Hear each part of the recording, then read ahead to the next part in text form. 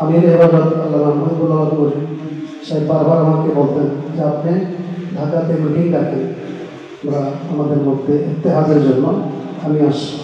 আমি যা জানি আমাদের একসাথে চলেছি, এই আমাদের পাশে বা ওনার পাশে আমরা থেকেছি এবং ওনার রাত্রি যাপন আমাদের কাছেই হয়েছে।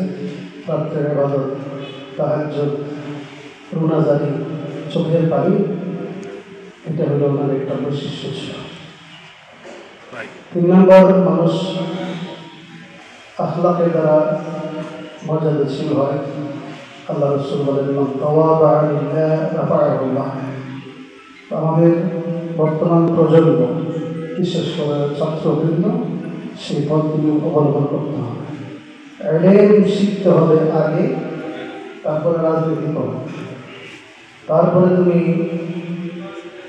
যেদিকে যাও ইনশাআল্লাহ তুমি সফলকাম হবে। সব কিছু করবে ইলম। ইমাম বুখারী রাহমাতুল্লাহ বলেন, বাব আল-ইলম কওলি ওয়াল আমাল।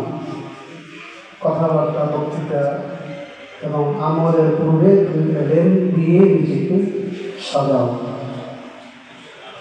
লিকাউলিহি তাআলা ফা'লাম আন্নাহু লা ইলাহা ইল্লাল্লাহ ওয়াস্তাগফির লিযানবিক।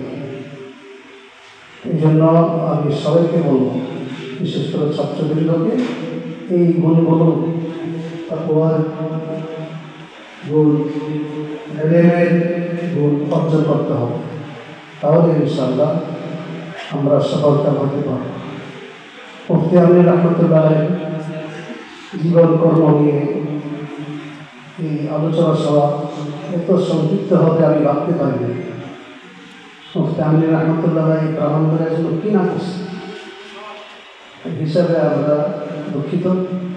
হয়তো ব্যবস্থাপনা করলেও সময়ের ব্যাপার, পরীক্ষা, অনেক ঝামেলার কারণে হয়েছে। এমনভাবে করতে হবে যাতে কমপক্ষে 20,000 লোক হয় ব্রাহ্মণবাড়ি।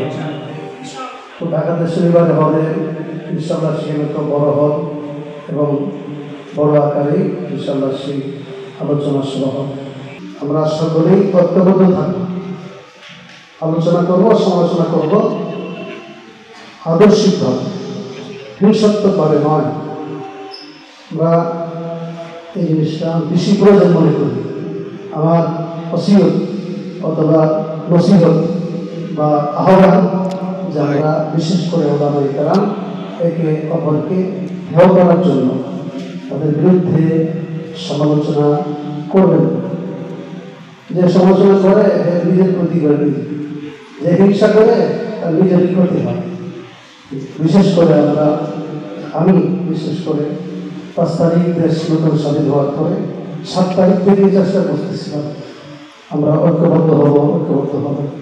আমির ইবাদত আল্লামা মহিবুল্লাহ সাহেব বারবার আমাকে বলতেন যে আপনি ঢাকাতে মিটিং ডাকেন, আমরা আমাদের মধ্যে ইত্তেহাদের জন্য আমি আসি। আমি এখনো আশাবাদী যে আমাদের মধ্যে ঐক্য আছে, যতটুকু আরও ঐক্য ইনশাআল্লাহ মজবুত হবে। এদিকে আমরা সকলেই এই দিকটাকে গুরুত্ব দিই, এই ঐক্যর দিকে আমরা এগোতে হবে। আল্লাহ তাআলা আমাদেরকে তৌফিক দান করুন।